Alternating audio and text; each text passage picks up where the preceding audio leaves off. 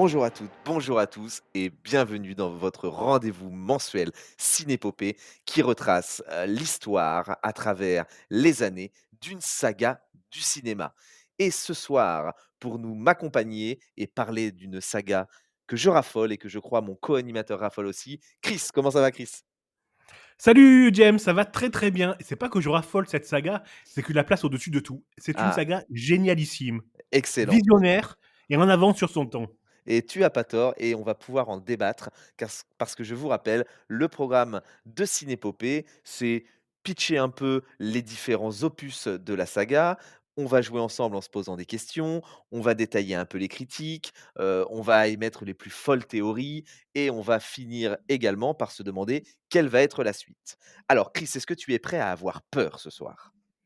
Ah oui, ah oui, oh oui, oh oui. Oh, et pourquoi peur? Eh bien, écoutez, j'ai envie de vous dire, je ne vais pas vous donner la réponse tout de suite, mais je vais vous laisser écouter ça. Allô? Allô? Qui est à l'appareil? Dites-moi votre nom, je vous donnerai le mien. Non, pas question. C'est quoi ce bruit? Du popcorn qui grille. Moi j'en mange qu'au cinéma. Bah justement, j'allais regarder une cassette. Ah oui, laquelle? Oh, je sais pas encore, sans doute un film d'horreur. Vous aimez les films qui font peur? Ah Je ne sais toujours pas votre nom.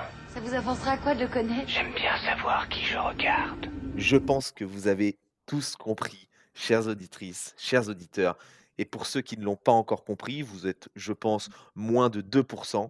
Ce soir, nous allons nous atteler à l'excellente saga Scream. Initié par Wes Craven. Exactement, en 1997. Le premier opus, hein, a pris place, en tout cas en 1997 et le dernier en date est sorti fin 2023 ou début 2024, je ne sais plus exactement, on y reviendra. Chris, eh ben, je pense qu'il est temps d'écouter la bande annonce du premier opus? Il y a quelqu'un qui a inventé un jeu mortel. Tout a commencé par un appel au secours au milieu de la nuit. Ce quelqu'un est dingue des films d'horreur. Sa passion pour l'épouvante Allô? Bonsoir, Sydney. l'entraîne très loin. Tu aimes les films d'horreur? Non, non, tu sais bien que ça m'énerve. C'est toujours le même scénario, toujours le même débile mental qui poursuit une petite minette au gros sein qui se planque dans sa chambre au lieu de s'enfuir. C'est consternant. Dans un film d'horreur, il y a des règles élémentaires à respecter si on veut rester en vie. Règle numéro 1. Scream 1, sorti le 16 juillet 1997, un film donc de Wes Craven avec, Neve Campbell, Courtney Cox, David Arquette pour ne citer que. C'est le premier opus de la saga et qui en plus relance un genre qui est le slasher. Ouais, et avant d'en parler, j'aimerais juste rectifier, enfin non, mettre une information supplémentaire.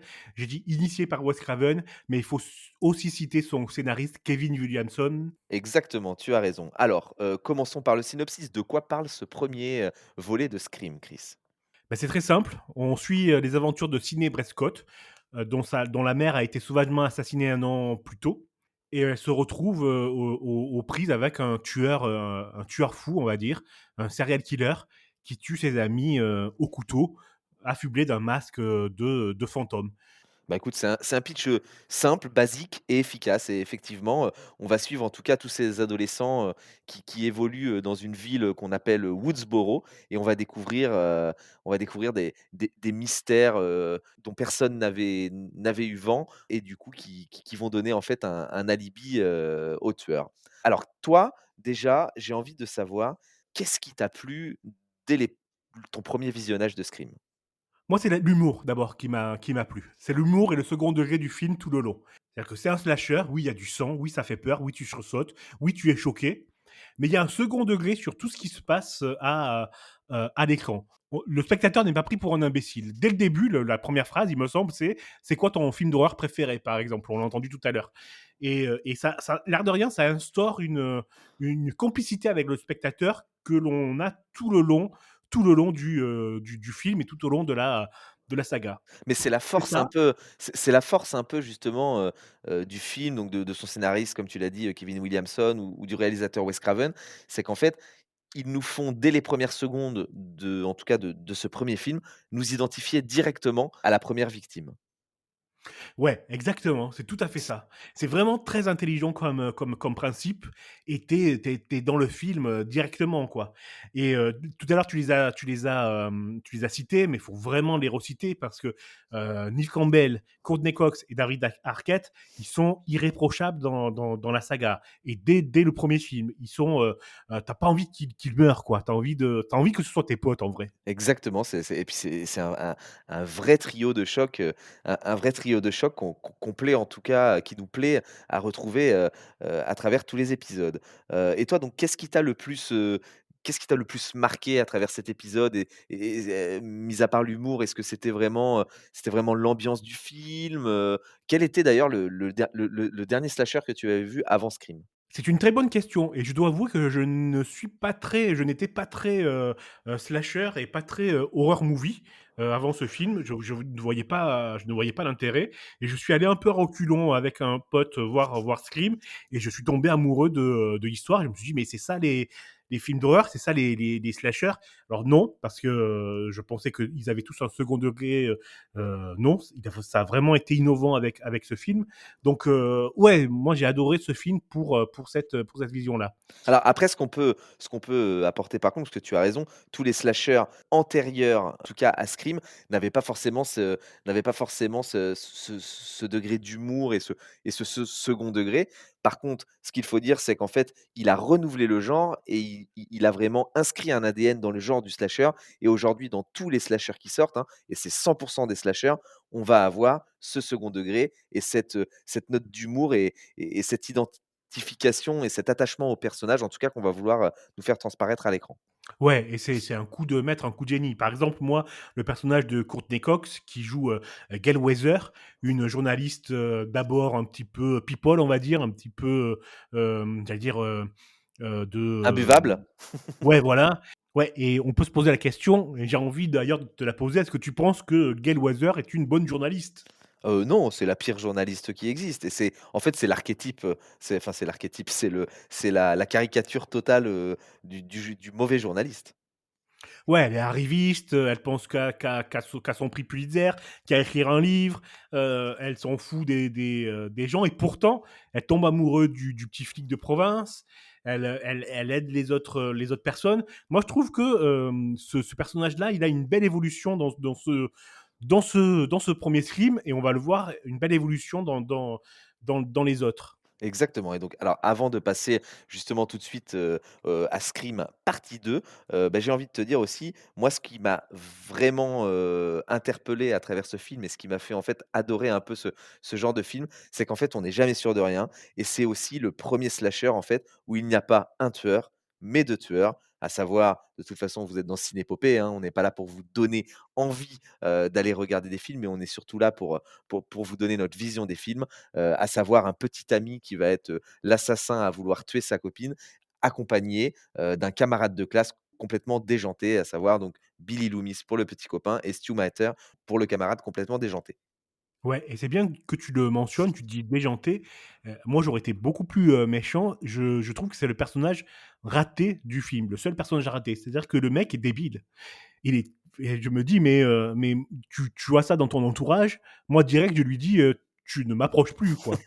Alors C'est pas alors j'ai envie possible. alors j'ai envie de te dire, on en reparlera. Je peux pas être d'accord avec toi parce qu'on a tous un pote comme ça, un peu lourd, qui est toujours en train de faire des blagues un petit peu osées. Donc je peux pas être 100 d'accord avec toi parce que je pense que dans notre entourage, on a tous eu un jour un copain un peu comme ça. Après qui a pas eu besoin de réagir ou surréagir parce qu'il y avait des meurtres autour de nous, parce que heureusement ça n'arrive pas à tout le monde. Mais je suis pas d'accord avec toi et d'autres personnes ne sont pas d'accord avec toi, mais on y reviendra un peu plus tard dans l'émission et je préfère qu'on passe à Scream partie 2. Alors non, pas encore, parce que Merde. je veux pas que tu crois que je dis quelque chose que je ne dis pas. Je ne dis pas que c'est la lourdeur du personnage qui me gêne. C'est qu'il le joue la bouche ouverte, avec les yeux hallucinés tout le long. On voit qu'il a clairement un problème, quoi. Si tu veux, mais en tout cas, quand tu dis Si tu veux, ferme ta gueule, Scream 2. non, mais quand tu dis personnage raté, je ne peux pas être d'accord avec toi, mais j'y reviendrai plus tard. Allez, c'est parti, on enchaîne sur Scream 2 après, cette, multiple intervention, de notre ami Chris. Allô, Sydney? Tu te souviens de moi? Qu'est-ce que vous me voulez? que la fête commence.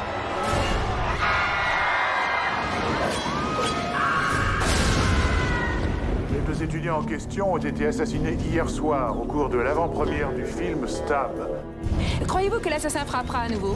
Rien ne permet d'affirmer que nous ayons affaire à un tueur en série. Je peux bien faire ça. Scream 2. Et oui, nous sommes un an plus tard, après le succès critique et surtout le succès budgétaire du premier film. Wes Craven, avec son acolyte Kevin Williamson au script, se lance dans un deuxième Scream, toujours donc avec Neve Campbell, David Arquette, Courtney Cox dans le trio principal. Et là, qu'est-ce qui se passe? C'est quelques années plus tard, Sidney Prescott s'en est sortie.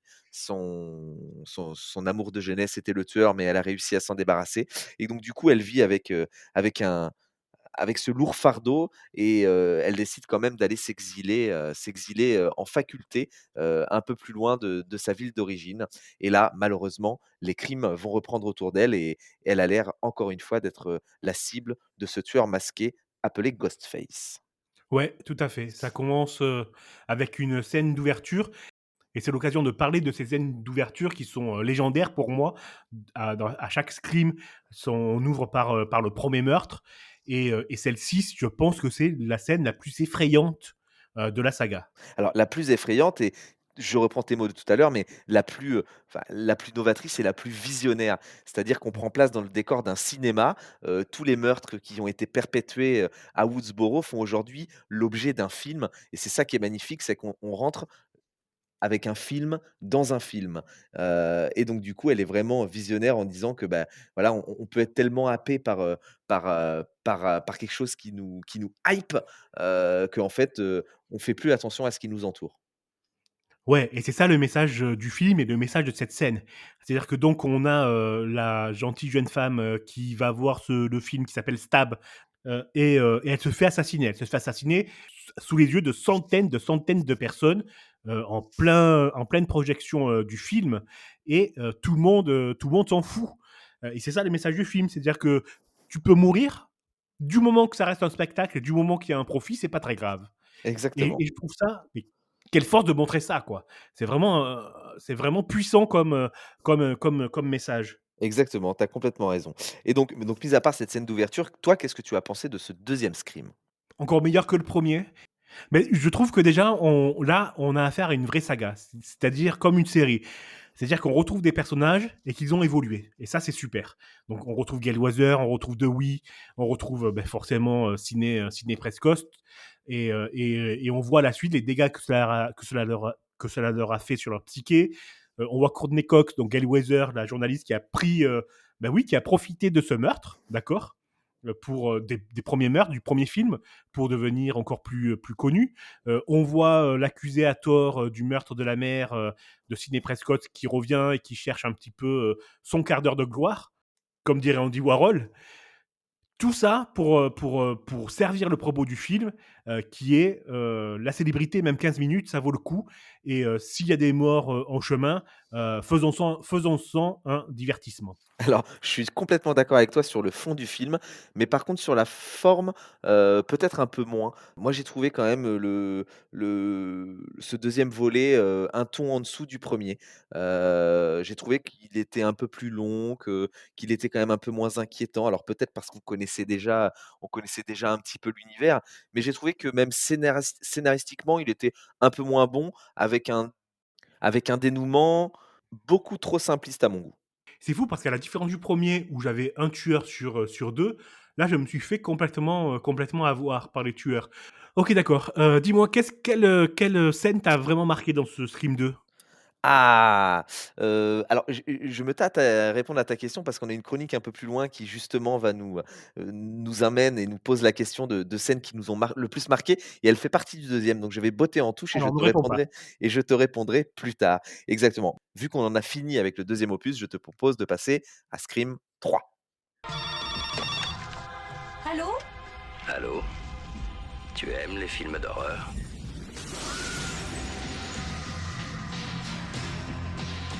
Règle numéro 1, encore plus de victimes.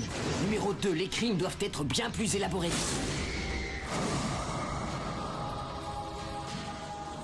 Tu Scream 3, nous sommes le 19 avril 2020 et c'est toujours Wes Craven derrière la caméra. Par contre, nous avons changé de scénariste parce que c'est maintenant Aaron Kruger qui s'est occupé du scénario. Et j'ai juste envie de te poser une question avant de pitcher un peu le film. Est-ce que tu trouves que ça se ressent en 2 mots? En 2 mots, non, pas du tout. Oh, bon, bah, très bien. Bah, écoute, moi, j'ai envie de te dire que j'ai exactement le même sentiment que toi. Donc Scream 3, hein, qui est le troisième opus et qui est censé clôturer une trilogie. On verra par la suite que finalement, cet univers a été étendu, mais en tout cas, ça devait clôturer, la saga et ne plus perdurer par la suite. Donc le synopsis, c'est quoi? Après les événements du 2, quelques années plus tard, ça y est, Sydney s'en est encore, sorti et c'est cette fois, Cotton Weary, donc Cotton Weary qui est, l'un des personnages, du 2 qui avait été accusé à tort d'avoir tué la maman de Sydney dans le premier, qui avait essayé de faire sa repentance dans le deuxième. Cette fois est devenu, un acteur célèbre parce qu'il a lui-même joué dans les suites, de Stab, donc qui sont, un peu l'analogie de Scream et donc du coup, c'est lui qui est tué et retrouvé, mort, et donc là, les meurtres ont repris et l'histoire, prend scène à travers, le décor, d'un Hollywood ultra critiqué où de nombreuses morts vont avoir lieu, qui va mettre à mal un tournage, le tournage de Stab 3 et c'est là que vont revenir sur les lieux pour en finir une bonne fois pour toutes, avec ce tueur, Sidney Prescott, Gail Weathers et l'agent Dewey. Ouais, et c'est une super bonne idée. C'est-à-dire qu'on a un film dans le film. Donc on se place Et lors du tournage de Stab 3 et on a Scream 3 en même temps, à mais l'écran. mais Je mais trouve ça encore, génial. mais encore une fois, voilà, c'est vraiment, un film ancré dans le film, mais exactement comme dans le 2 et c'est d'une puissance folle et à chaque fois, derrière, il y a un message et là, le message du 3, je ne sais pas ce que toi tu en penses, mais c'est vraiment une peinture, dégueulasse, de la société hollywoodienne. Ouais, et encore une fois, j'ai dit en introduction que la saga est visionnaire. Là, on est avant, MeToo, avant toutes ces révélations-là. Alors j'ai envie Heu, de dire non, je vais te couper, j'ai envie de dire, on est en plein dedans, mais avant les révélations, mais on reste en plein dedans et je pense que Wes Craven, à travers ce film, voulait quand même dépeindre, ses producteurs. Et d'ailleurs pour spoiler un peu le film, hein, parce qu'encore une fois, on n'est pas là pour ne rien spoiler. Justement, il est question justement d'un producteur qui a eu un comportement complètement, salace et en est né un jeune garçon, rejeté, qui sera le tueur, dans cet opus-là. Je trouve que c'est une belle caricature, d'Harvey Weinstein, en tout cas, ce producteur, dénoncé. ouais, c'est que Scream 3 prend une tournure ultra, ultra sombre et dégueulasse, tu fais bien de le dire, parce que c'est bien le mot. C'est-à-dire qu'on a un producteur qui a violé, la mère de Sydney, elle a gardé l'enfant et elle l'a rejeté et ce tueur revient, dans ce 3 pour prendre un petit peu sa revanche et se réunir avec sa sœur cachée. Sa sœur cachée et surtout, ce qui est très fort, c'est qu'on voit que c'est lui qui manigance tout, en fait, depuis le début.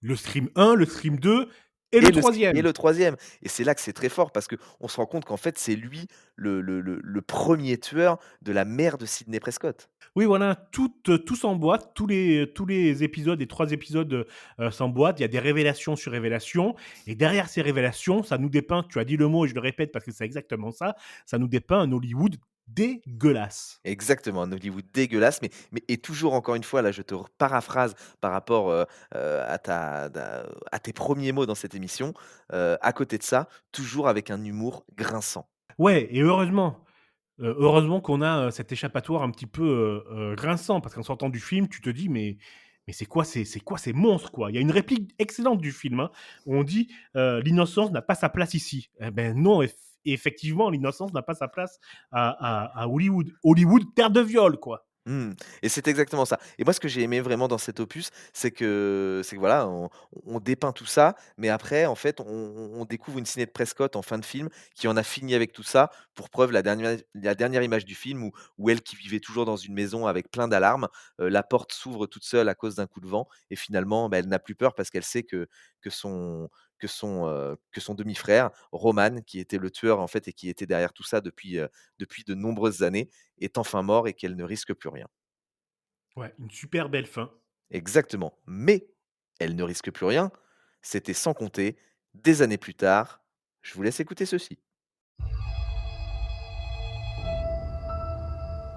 Quel est ton film d'horreur préféré?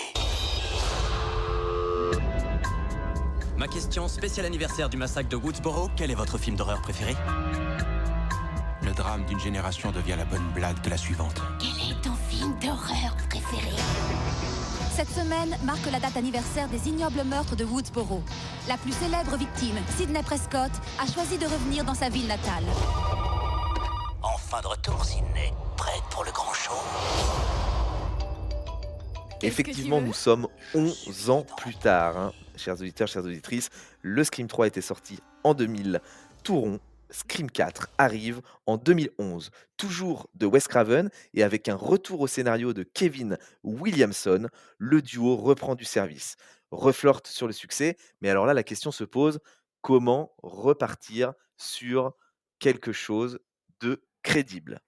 Que se passe-t-il dans cet épisode, Chris? On se retrouve 10 ans après les événements de Scream 3. Sidney Prescott a écrit un livre sur son expérience, un livre de résilience, comment sortir un petit peu de ses traumas, etc. Et à l'occasion d'une tournée de promotion de son livre, elle retourne à Woodsboro, ou la mauvaise idée, et elle se retrouve à nouveau pourchassée par le tueur de Woodsboro. Sous le masque de Ghostface. Exactement. Voilà, et donc du coup, effectivement. Donc, et qu'est-ce que tu as pensé de ce 4e film? Bah, il est génial. Il est génial. Je sais pas si je te parle tout de suite de la fin ou si Non, je vais attends te un parler peu. du début. Encore une fois, une ouverture, légendaire.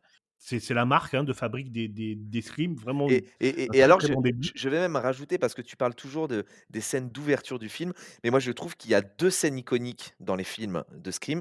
C'est la scène d'ouverture et la scène de clôture qui se passe toujours dans un endroit, pendant pendant des dizaines de minutes, on se retrouve dans le même endroit et c'est là où prend fin, la fin de la pièce de théâtre.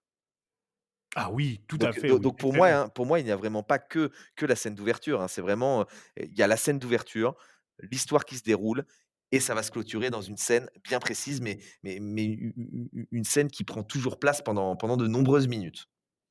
Et c'est dans cette scène-là qu'on voit aussi, «la morale du film» entre guillemets. En tout cas, le message du film. C'est pour ça aussi que c'est culte.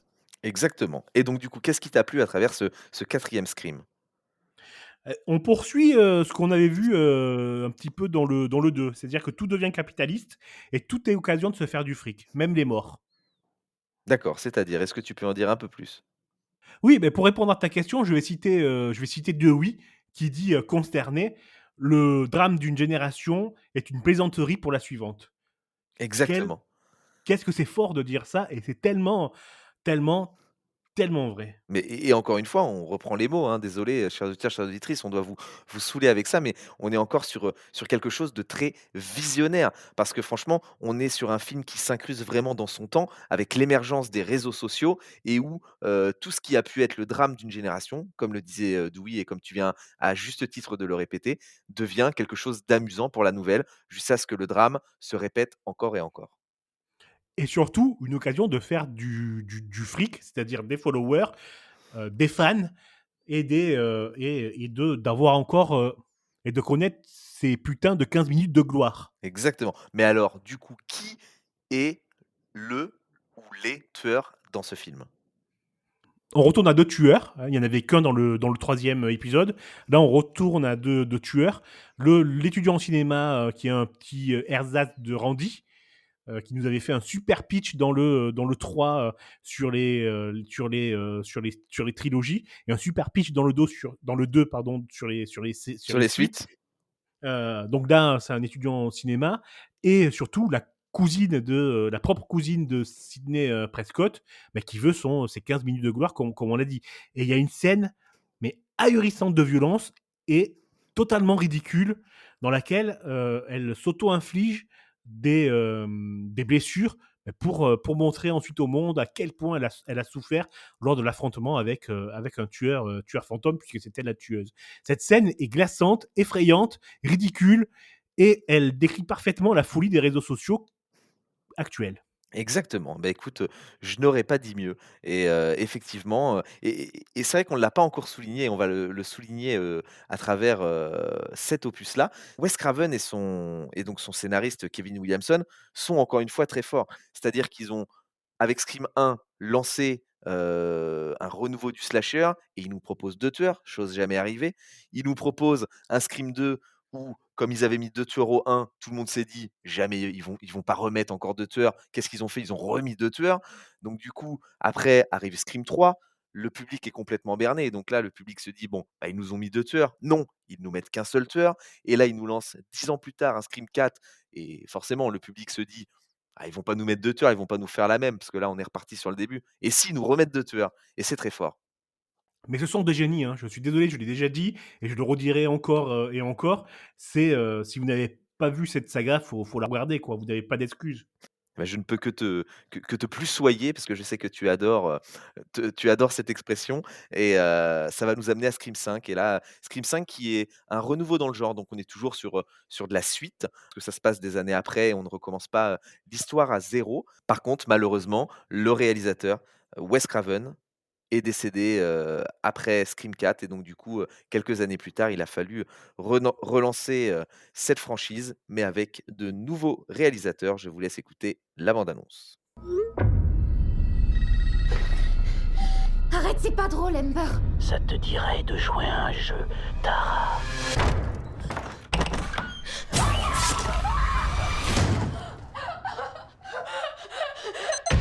Porte déverrouillée. Non, mais non! Porte verrouillée. Porte déverrouillée.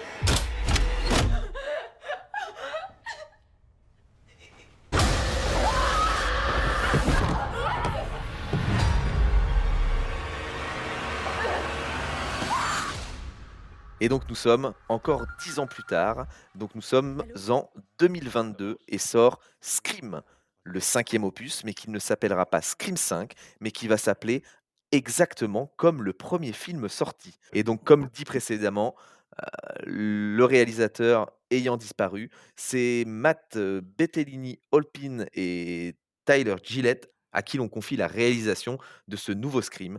Et vous avez au script James Vanderbilt et Guy Busick, parce que le scénariste précédent ne se voyait pas travailler sans Wes Craven.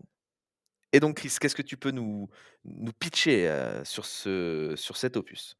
Bah, 25 ans après le premier épisode de la saga, on retourne à Woodsboro, où on suit, la fille cachée de, Billy Loomis, qui était le tueur du premier épisode. Exactement et là les meurtres reprennent et un groupe d'adolescents est de nouveau pris pour cible et nos 3 héros, de d'habitude donc Neve Campbell, Courtney Cox et David Arquette, et bah, ayant l'habitude du tueur, décident de revenir directement. Donc voilà, tout ce petit monde étant réuni, il est maintenant temps de découvrir, qui sont les tueurs. Alors forcément le suspense, hein, comme tu le disais, comme on évolue avec la fille cachée de Billy Loomis qui était partie en fait de cette ville, parce que ça pesait trop lourd pour elle, de vivre avec un père, comme Billy Loomis qui était catégorisé comme un tueur, revient parce que sa petite sœur a été la 1re cible en tout cas de ce nouveau Ghostface. Et donc du coup, qu'est-ce qui se passe à travers ce film? Qu'est-ce que le film veut nous faire comprendre et quelles sont les règles du jeu, redéfinies? Car qui dit nouveau réalisateur dit forcément, nouvelles règles du jeu. Alors pour moi, le message, il est encore une fois, visionnaire. C'est-à-dire que là, le film nous raconte que les fans peuvent être toxiques et au-delà des fans, tout le monde peut être toxique. Alors, je suis d'accord avec toi sur le côté fan, mais moi, il y a autre chose qui m'a frappé à travers ce film, c'est qu'en fait, il surfe sur ce qu'a fait le succès justement de Scream et du coup, ils ont sciemment appelé ce film Scream en se disant: «On va pas resservir la même chose, aux spectateurs» et en fin de compte, à quelque chose près, ils arrivent à nous resservir la même chose, mais tout en nous bluffant. Je ne sais pas si je suis très clair? Non seulement tu es très clair, mais tu tapes juste parce qu'effectivement, on a une nouvelle branche du scénario, c'est-à-dire, c'est un univers étendu, tout ne tourne plus autour de Sidney Prescott, de Gale Weathers et de Dewey. On a 2 nouvelles héroïnes qui apportent leur propre, drama, on va dire, Mmh. leurs propres enjeux Identité, scénaristiques. leur propre Le identité, propre hein. d'identité, tout à fait. Donc on est vraiment sur, j'ai envie de dire un reboot un petit peu de la saga sans aucune, trahison et qui tape encore une fois bien juste sur la société, quoi. Le fait Et que tout le film tourne là-dessus justement. C'est que vraiment on est sur les reboots en fait. Hollywood, entre les années 2015 et 2020 n'a fait que des reboots et Scream, s'est dit: «Bah, on va faire un reboot, mais on va faire un reboot à notre manière en tapant sur les gens qui font des reboots». ouais, exactement, un reboot, intelligent, j'ai envie de dire. Vraiment Exactement. très intelligent et très bien mené et encore une fois très bien écrit. Et encore une fois, il faut rendre la part belle aussi à il y a toujours un personnage, hein, comme tu avais parlé de Randy qui s'appuie lui sur les suites, qui s'appuie sur les trilogies et là on a justement sa sœur ou sa nièce, je sais plus, qui est de la partie et qui elle est tout aussi fan de films, que son oncle, donc c'est sa nièce et qui du coup va se retrouver, à nous parler, des règles des reboots. Ouais, j'adore ce genre de scènes. Je trouve qu'elles sont emblématiques de la saga. Elles sont toujours, très bien Mais en fait, et c'est ça qui est fort parce qu'en fait, on parle depuis tout à l'heure des scènes d'ouverture emblématiques, des scènes de fin emblématiques, des scènes vraiment avec, les gens qui nous parlent de comment ça se passe généralement dans les films et c'est emblématique. En fait, tout est emblématique dans cette saga. et voilà, c'est pour ça que je l'adore, hein. Il y a pas il y a pas de secret. Mais il y a quand même quelque chose qui m'a choqué moi dans ce film et qui m'a vraiment, meurtri, c'est la mort de d'un personnage, principal. Donc la mort d'un héros, des premiers épisodes de Scream, c'est-à-dire la mort de Dewey. Exactement, un trio, ça y est, un trio, enfin une pièce du trio, a rendu l'âme et ça, c'est vraiment ce qui a voulu choquer.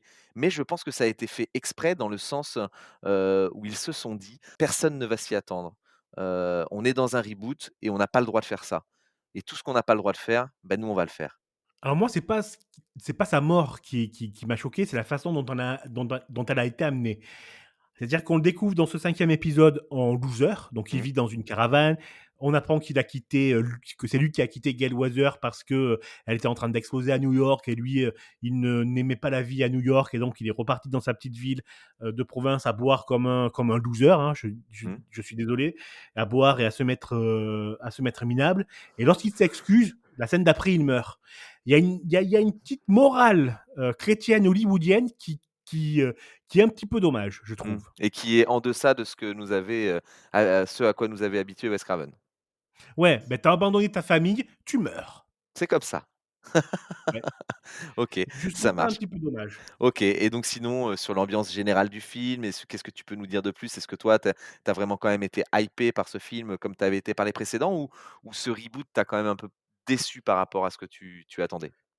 Alors, je n'ai aucune déception sur ce film. J'ai un grand oui, mais j'en parlerai dans le 6e parce que je pense que c'est important de le mentionner. Donc là, je vais faire le petit mystérieux. Mais non, j'ai adoré ce reboot, j'ai adoré les nouveaux personnages et j'ai adoré le message du film qui est encore une fois non seulement en phase avec la société, mais visionnaire sur le message et qui est que, comme je l'ai dit en introduction, les gens sont facilement toxiques. Exactement, tout à fait, tu as complètement raison. Je ne fais que te plussoyer encore une fois et moi ce qui m'a vraiment, vraiment plu dans ce film, c'est qu'encore une fois, on nous fait un reboot, on nous sert exactement la même chose jusqu'au tueur et ça, j'ai trouvé ça exceptionnel. C'est-à-dire que, bah, encore une fois, c'est un reboot du premier film. Qui est le tueur? Eh ben, ce sont exactement les mêmes personnes que dans le 1. Mais on est tellement sûr qu'ils ne peuvent pas nous resservir ça qu'on se dit pendant tout le film: «Mais non, ça peut pas être lui» et finalement on est berné encore une fois et bah si, c'est lui putain. Putain, mais ils nous ont resservi la même chose et on était persuadés que c'était pas ça et c'est très fort encore une fois. C'est pas que c'est très fort, c'est que c'est du génie. Ouais. Non, non, c'est vrai, hein et ces 2 réalisateurs, sont pas tout aussi bons que Wes Craven, mais en tout cas, on fait un film hommage à Wes Craven et donc ce qui nous amène au dernier de la saga sorti en date, Scream 6. S'il vous plaît, aidez-nous, on s'est fait agresser. Putain, faut faire un queue, les filles. T'as un problème, mon gars?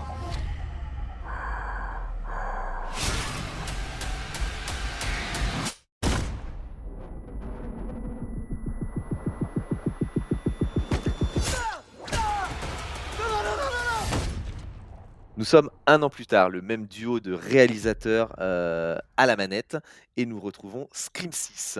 Scream 6 donc qui est la suite directe de Scream, reboot, on va l'appeler comme ça et qui prend place directement, 1 an également, plus tard, que le film précédent et on y suit les mêmes personnages avec une nouveauté. Chris, je te laisse en parler. Ouais, la nouveauté, c'est, Neve Campbell qui, ne remplit pas les gants et je trouve qu'elle a raison. C'est-à-dire qu'elle n'était pas assez, payée selon elle alors que, bah, elle a porté les épisodes, de par son, talent et je trouve que c'est bien de faire valoir, ce qu'on apporte à une saga et gros soutien, elle a eu raison.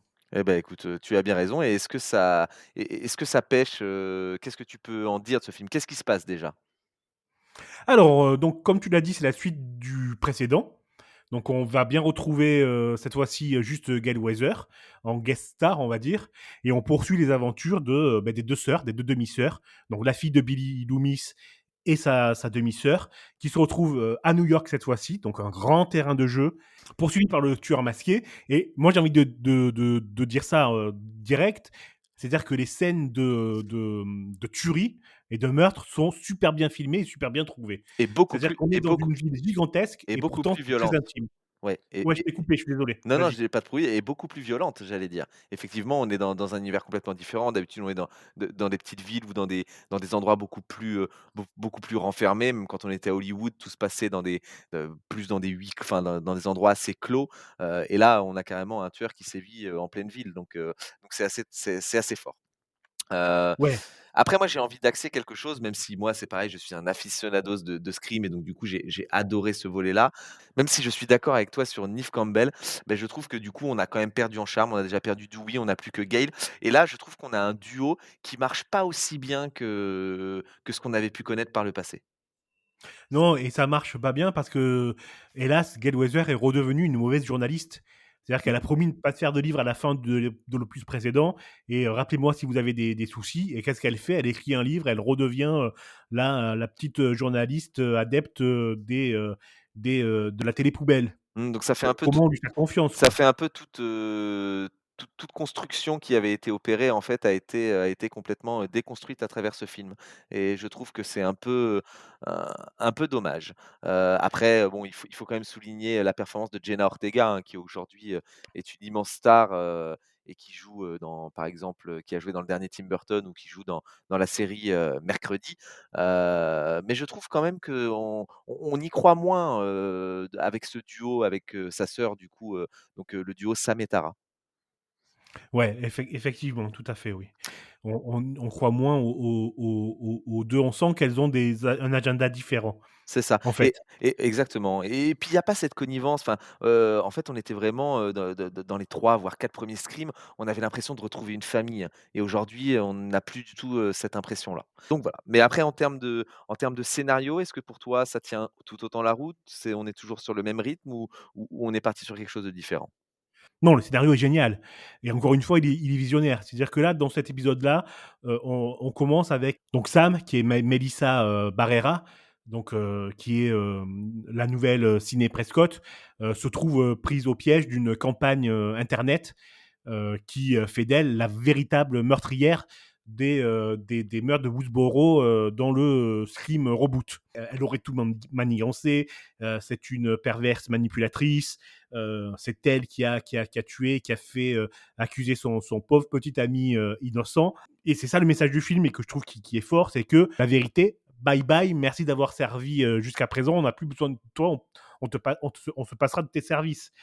C'est-à-dire que tout le monde peut réécrire, l'histoire, tout le monde peut jeter le discrédit sur quelqu'un. On se fout de savoir si c'est vrai ou si c'est pas vrai. L'important, c'est que les gens cliquent, c'est que les gens y croient et à ce moment-là, c'est gagné. Encore une belle allitération en tout cas, de la société d'aujourd'hui. Oui. Effectivement, mais de toute façon, c'est toute la puissance de Scream, hein, on l'a dit et on le redit. Effectivement, OK, bah, écoute, il nous reste à se demander cette fois-ci si on avait encore un ou 2 tueurs et alors la réponse c'est quoi? Eh bien, ni l'un ni l'autre Non. et je te jure, ils sont 3. Oh, voilà, ça ils nous l'avaient jamais fait, encore une fois, ils arrivent à nous berner une fois de plus Pardon. et donc du coup, qui sont ces tueurs?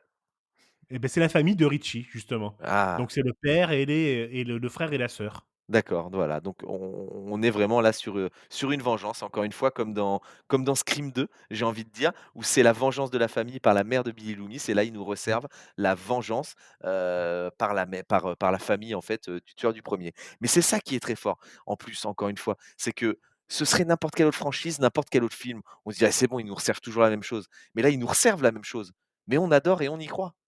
Excellent. Bon, bah, écoute, je pense qu'on a assez pitché et parlé de ces films et se donné notre avis. J'espère qu'on vous aura donné l'envie de voir et revoir tout ça. En tout cas, maintenant, j'aimerais bien qu'on s'intéresse un peu à ce qu'a pu penser la presse de tout ça.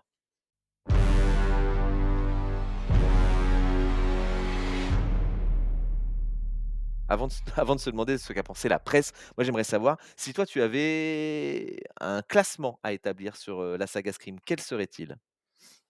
Alors moi, je ne toucherai pas à la sortie des films. C'est-à-dire, le 1, le 2, le 3, le 4, le 5 et le 6. Beh, en fait, exactement. Et pourquoi? Parce qu'on l'a dit durant toute la première partie de cette émission, il est impossible, en fait, de choisir un film sans toucher à ce que l'autre avait déjà mis en place.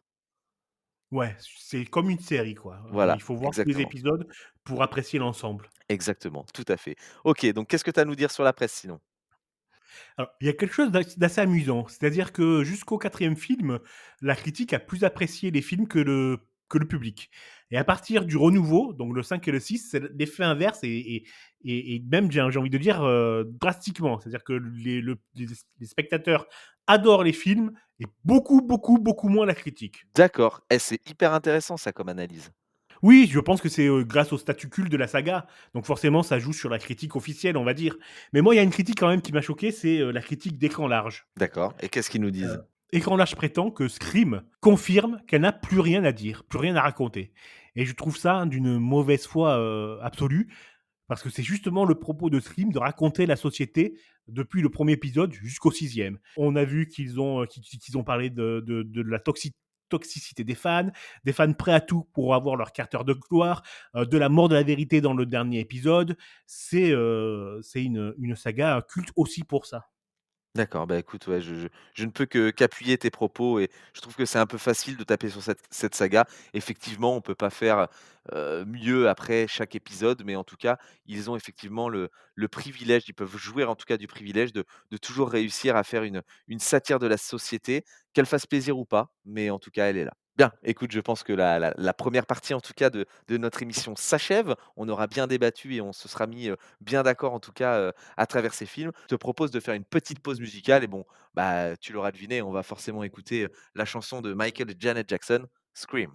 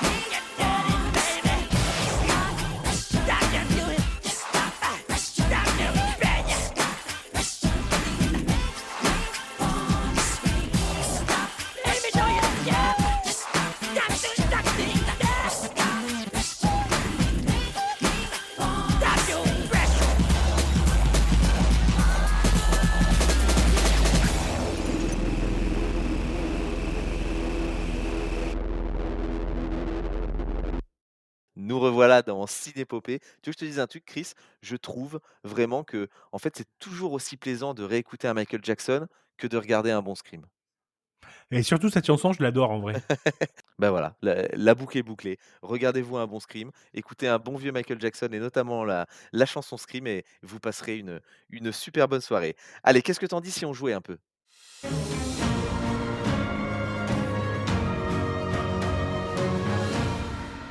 C'est l'heure de notre quiz devenu culte, à travers, cette émission. Nous allons nous poser 5 questions chacun. Celui qui a le plus de bonnes réponses gagne. Je pense que si on devait faire un état des scores, je pense que tu as gagné 2 ou 3 fois et moi une. Donc il va falloir sérieusement que je m'apprête à gagner et j'espère que ce sera la bonne sur la saga Scream. Allez, une fois n'est pas coutume, je te laisse commencer à me poser une question. Qui est Roger Jackson? Ah ça c'est basique, c'est simple. Roger Jackson, c'est juste ça. Qui est Oui, Roger c'est juste ça. Qui est Roger Jackson? Eh ben, qui est Roger Jackson? Mais alors? Qui est Roger Jackson? Bah oui, c'est la question! Roger Jackson, je ne sais pas. Bah, je vais perdre pour cette première question. Ah, alors là, c'est impardonnable. Ah bon? Bah oui, c'est Ghostface quoi, Mais c'est oui, sa voix. mais oui, mais oui. OK, c'est pas grave, à toi. Mais Je non, mais pense là que tu non, peux mais gagner là, hein. non, mais en plus, tu bref, tu vas voir. Tu vas voir comme que je suis, mais d'une idiotie, sans nom. Non, mais c'est que je cherchais un producteur, je cherchais une personne une personne réelle. Oui, c'est une personne réelle. Bref, c'est pas grave. Écoute, j'ai perdu un point, mais c'est parce que je vais avoir les 4 autres, alors, je peux me permettre, sciemment de te laisser un peu d'avantage. Heu et moi, j'aimerais savoir, pour ma première question, ce qui, selon toi, quelle scène a été surnommée la plus longue nuit dans l'histoire de l'horreur? Elle a vraiment ce surnom, cette scène-là, hein. Ouh là, ça c'est compliqué. La plus Ouh! longue nuit dans l'histoire de l'horreur. La plus longue nuit dans l'histoire de l'horreur. C'est une scène qui a été tournée dans un des Scream et elle a été surnommée la plus longue nuit de l'histoire de l'horreur. J'imagine que c'est une scène où il n'y a pas de meurtre? Ah si, Ah OK. tout de même. Alors j'ai envie de dire la scène, dans le 1er Scream, la fête à la maison, où, Bah, très bien joué. Félicitations. Chez c'est ça. Stu Maker et bah, on en a parlé tout à l'heure, les scènes en tout cas sont iconiques et effectivement donc dans le Scream, donc le 1er, donc la première moitié de l'intrigue se déroule enfin la moitié de l'intrigue pardon, c'est la moitié du film, hein, plus de 40 minutes qui se déroulent lors de la fête donc chez Stu Maker, l'un des 2 tueurs. Et c'est là où se succèdent d'ailleurs plusieurs meurtres, notamment celui, tu sais, là où dans le garage, celle qui veut passer par la chatière et qui se fait, coincer dans le garage. Oui, Bref, horrible, horrible. voilà, horrible ce meurtre et donc c'est une scène qui dure plus de 42 minutes, comme je disais et que l'équipe du film s'est amusée à la surnommer donc, pour l'anecdote, la plus longue nuit dans l'histoire de l'horreur et il a fallu pas moins de 21 jours de tournage pour réaliser cette séquence et les équipes, travaillaient du coucher au lever du soleil et pour la petite anecdote, il a même été créé pour cette scène des t-shirts «J'ai survécu à la scène 118». Ah d'accord, c'est la scène dans 118, très bien. Donc voilà, bon et c'était une petite question sympa. Bon, je suis un peu déçu, tu as trouvé, ça fait 1-0. Allez, balance-moi une autre question. 2 acteurs sont dans tous les films, lesquels? 2 acteurs sont dans tous les films? Ouais, tous Alors les c'est films, du 1 au 6. alors, bon, déjà, il y a Gale Weather, pour le coup, Exactement, c'est sûr. Courtney Cox. Voilà. Ah là là, c'est un piège le deuxième ou pas? Ouais, c'est un piège. Ouais, ouais. C'est un acteur, qui est là, mais qu'on ne voit pas. Mais il est là et on l'entend. Ah Roger Jackson évidemment, forcément la voix, Mais bien évidemment. Bah oui, oui, non mais évidemment, et moi je cherche en plus, non mais n'importe quoi, OK. c'était un piège, mais c'est tout à fait ça. Il est là dans tous les films, Oui, bah oui. la bonne voix. Ouais et alors en VO, hein, parce qu'en VF, je crois il y en a 2 qui ont doublé, 2 personnes différentes ont doublé Ghostface. Ah, OK, alors, à mon corps défendant et comme je l'ai dit, régulièrement, je suis snob pour la VO. oui, c'est vrai. Bon, j'ai marqué un point. En tout cas, me voilà rassuré. 7, 10, 10, 14, 8, 14. De quoi je parle? Putain, il est encore parti dans ses ennemis. Bah si, 7-10-10, 7-10-10. 14, 8, 14. Bah 6. Mais le Il y a dernier 14, on pourrait dire 10. Ça dépend ouais. comment tu vois les Ah choses. mais il y a 6 chiffres, donc c'est le nombre de morts dans chacun des films Scream. Bravo, Ouais, exactement, tout à ouais, fait. ouais, ouais et pourquoi, dans le dernier, on pourrait dire 10 ou 14?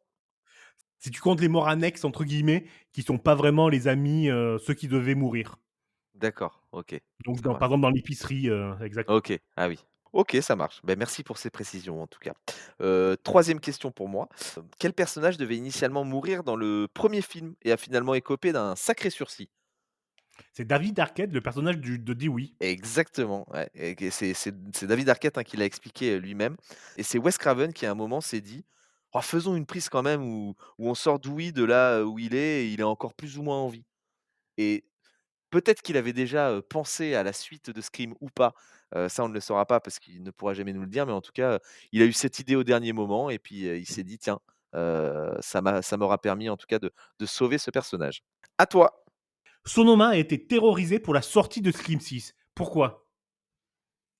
Non mais Sonoma, je ne connais pas. Qui est Sonoma? Sonoma? Tu ne connais pas Sonoma? Non? Si Qui tu est veux, Sonoma? la ville qui a inspiré Woodsboro. Ah! Et elle a été terrorisée quand est sorti Scream 6? Oui, c'est du marketing, ils ont envoyé des acteurs déguisés en Ghost, Face. J'y arriverai jamais. Pour, faire la promotion du film, ce qui a engendré des centaines d'appels, à la police locale pour dire: «Bah, il y a un tueur en liberté, venez nous aider, venez nous aider». Ah putain les salauds. Bien, belle info, belle info. Merci de me la N'est-ce pas? partager. C'était très sympa. OK, bon, bah, sauf que ça fait toujours pas un point pour moi. Je suis quand même, j'ai encore perdu une occasion de marquer. OK, bah, moi, j'ai envie de te poser une question, qu'est-ce qui a toujours été tourné en direct dans les films Scream, mais qui ne se fait généralement jamais au cinéma? Ah bah, je sais pas du tout, mais alors, j'attends la réponse avec impatience. Eh bah, la réponse, je vais te la donner, elle est toute simple, c'est les appels téléphoniques et tu aurais pu le savoir, tu aurais pu le savoir parce que forcément si on a un doubleur oh quoique non, pas forcément. Mais effectivement les appels, devenus cultes, qui sont au cœur de la scène d'ouverture de chaque film de la saga et pour que cela soit le plus authentique possible, ouais, ces appels ont toujours été, tournés en direct avec, Roger Jackson. Voilà pourquoi je m'en veux pour la 1re question, celui qui prête sa voix au fameux tueur pour chacun des films. OK, super, je ne Voilà. savais pas et j'adore cette information. Et tu vois, j'ai J'ai une non et j'ai un complément d'information et afin que l'auteur puisse réellement d'ailleurs appeler, ses victimes, les lignes de téléphone des appareils utilisés étaient donc actives au moment du tournage. Ce qui signifie que dans le premier Scream, quand le personnage de Drew Barrymore appelle la police, elle a réellement émis un appel au 911. Oh mais l'enfer, Ouais. ils ont débarqué? Bah, en fait, alors c'est pas dit, mais voilà, enfin faut on peut imaginer en tout cas l'état de la personne à l'autre bout du fil qui recevait plusieurs appels consécutifs d'une jeune femme terrifiée qui disait qu'on voulait la tuer, quoi. Bah oui, mais ils ont dû envoyer quelqu'un, quoi. Ouais, oui, oui, si, Ils ont pas si. pu, Non, mais je crois que je l'avais lu qu'ils ont envoyé quelqu'un et bah, la police a fini par rappeler le numéro et la production a dû s'expliquer en disant: «Ah bah, on est en train de tourner un film», mais voilà. OK, super, super info, merci. J'ai une dernière question pour toi. Allez. Quel est ton film d'horreur préféré? Bah, mon film d'horreur préféré, c'est Scream, tout simplement. Eh bien, tu as gagné 2 points. Bravo! Ah! Merci et le point bonus parce que j'ai dit Scream.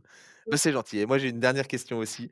Cette question c'est: qui était Danny Rowling? Eh Ah bien, je ne ah. sais pas. Ah Ah oui, ah. oui, oui, oui, oui, je le sais, je le sais, je le sais. C'est le tueur dans la vraie vie qui a inspiré, le tueur de Scream.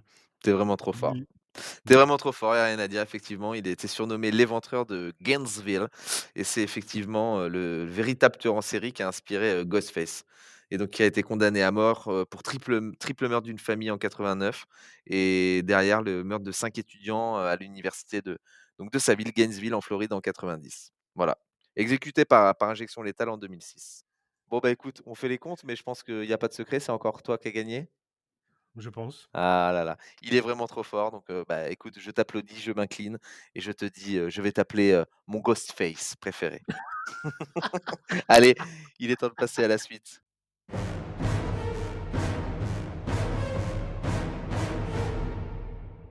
Je ne sais pas si vous avez reconnu le jingle, mais il est temps de passer à la chronique «Scène n'importe quoi».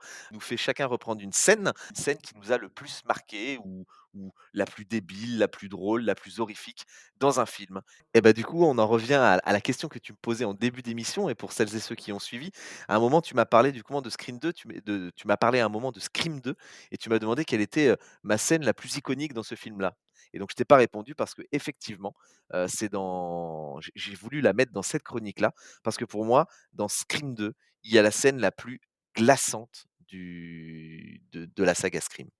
Je ne peux malheureusement pas vous la faire, enfin, on ne peut malheureusement pas vous la faire écouter parce qu'en fait, il y a aucun son dans cette scène et c'est ce pourquoi je trouve qu'elle est archi glaçante. Est-ce que tu vois de quelle scène je parle?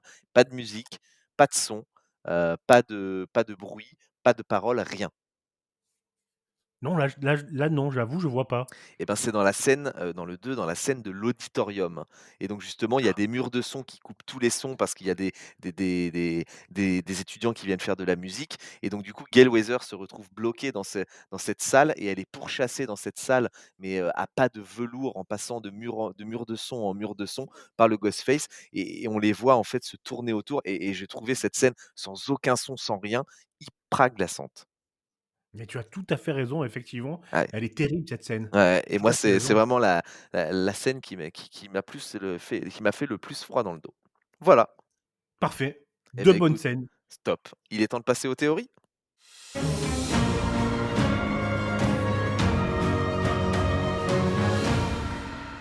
Une fois n'est pas coutume, je suis le seul à travailler sur cette émission et donc seul moi vais vous délivrer une théorie que j'ai trouvée, très intéressante et qui justement va revenir aussi sur le début d'émission et sur, le désintérêt, j'ai envie de dire, pour être gentil, vis-à-vis du personnage de Stu Macher.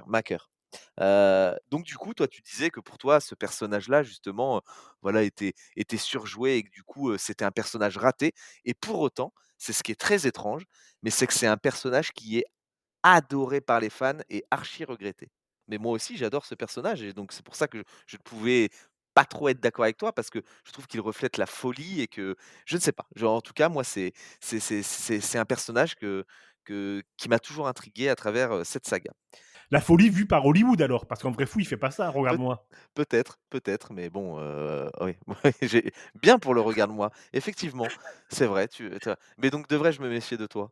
Non, je ne suis pas un assassin. Bon, écoute, rappelle-moi quand même de ne jamais cuisiner à côté de toi, en tout cas, surtout s'il y a des couteaux qui tranchent. Bref, est-ce que je peux en venir à ma théorie? Oui. Bien et donc justement cette théorie, elle concerne Stu Macher et donc Stu Macher serait vivant. Ah bon? Et oui, donc le personnage de joué par Matthew, Lillard et alors Ah mais c'est fou parce que dans le 6e, il me semble qu'ils font référence à cette théorie. et bien Pendant justement, qu'ils beh sont, devant le voilà. tableau, des meurtres avec le récapitulatif de tous les assassins, il y a cette photo de Stu et l'un des acteurs dit: «Ah mais peut-être que si on croit à sa mort». Donc ça faisait référence à cette théorie. Super, c'est quoi la théorie du coup? Je t'ai coupé. Eh ben, alors, Chris vient de dire que ce n'était pas un assassin, il vient d'assassiner ma théorie, en l'espace de 3 phrases, en s'enflammant et en s'emballant sur son micro. Mais c'est ça cette théorie, c'est que cette théorie, c'est qu'il serait en réalité vraiment vivant et qu'une photo dans Scream 6, en fait, pousserait à cette théorie. Parce que quand on voit tous les tueurs qui sont étalés, la seule photo où il y a un point d'interrogation dessus, c'est celle de Stu Macher et donc du coup, un fan sur Reddit analyse le fait que Stu Macher serait potentiellement vivant. Non mais c'est génial! Et donc ça pousse encore un peu plus loin le vice et donc on va anticiper un peu sur la dernière chronique, qui va arriver, dans un instant sur le What's Next.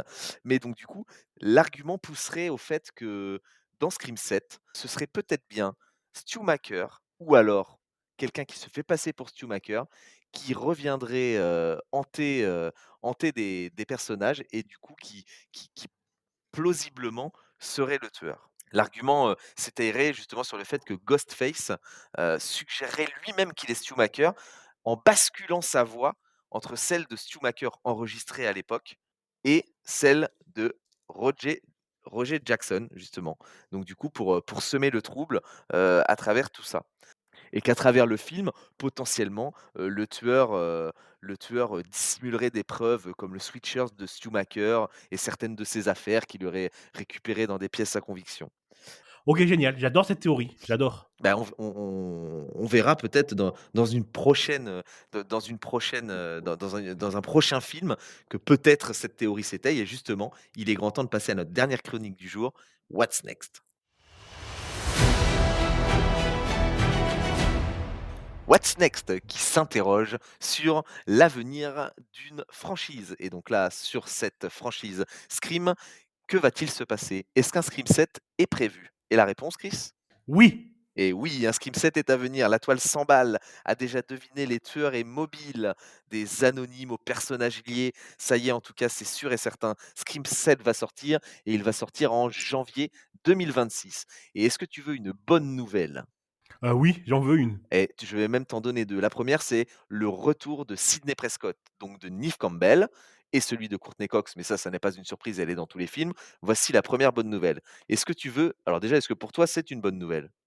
Oui, oui, forcément, c'est une très bonne nouvelle. Et est-ce que tu veux une deuxième bonne nouvelle? Bah oui. Eh ben, je vais te poser une question pour la deuxième bonne nouvelle. Est-ce que tu sais qui va réaliser ce film? Oui, je le sais, c'est, Kevin Williamson. Exactement, et c'est le scénariste de Scream 1, Scream 2 et Scream 4 qui a fait qui a participé, pleinement au génie de cette saga, qui revient cette fois non pas en tant que scénariste, mais en tant que réalisateur. Ouais, donc ça sent bon. Ouais, exactement, ça sent très bon et on a quand même petite nuance à apporter, c'est que si on a le retour de d'un scénariste à la réalisation et d'une actrice qu'on pensait ne plus voir revenir dans la saga, on a quand même le départ de 2 actrices. Donc Jenna Ortega et Melissa Barrera. Melissa Barrera pardon, a été, virée pour ses prises de position, politiques envers, la Palestine et Jenna Ortega a dit: «Beh, puisque vous la virez, moi par solidarité, je ne participe plus au film». Exactement et donc la branle-bas de combat, et tout a dû être réécrit, Neve Campbell a été réengagée pour reprendre son rôle de Sidney Prescott et donc est-ce que ça sent bon? Est-ce que ça va être encore mieux? Ou est-ce que du coup c'est peut-être celui de trop? Bah, j'ai envie de dire, rendez-vous dans 1 an, pile poil. Ouais, moi je trouve juste, faut quand même le préciser, je trouve, dommage parce que les 2 actrices et le l'histoire qu'elles nous, racontaient était quand même très bonne. C'est-à-dire cette héroïne prise, au piège avec des hallucinations de son père, complètement psychopathe et qui se bat contre une envie de massacrer des gens. Je trouvais ça vraiment aussi original. On n'en a pas parlé et ça c'est aussi l'histoire qui est racontée dans le 5 et le 6 et je trouvais ça vraiment, vraiment très bien. On n'aura pas la fin de cette histoire-là. On la sentait presque à basculer. Enfin, sa façon de tuer les méchants à la fin, elle était effrayante, hein, Melissa Barrera. Il est vrai. Après, bon, il faut quand même, souligner le fait que je crois que, étant donné que du coup après le licenciement en tout cas de Melissa Barrera et l'arrêt de Jenna Ortega, le script a été réécrit complètement et le réalisateur a changé surtout.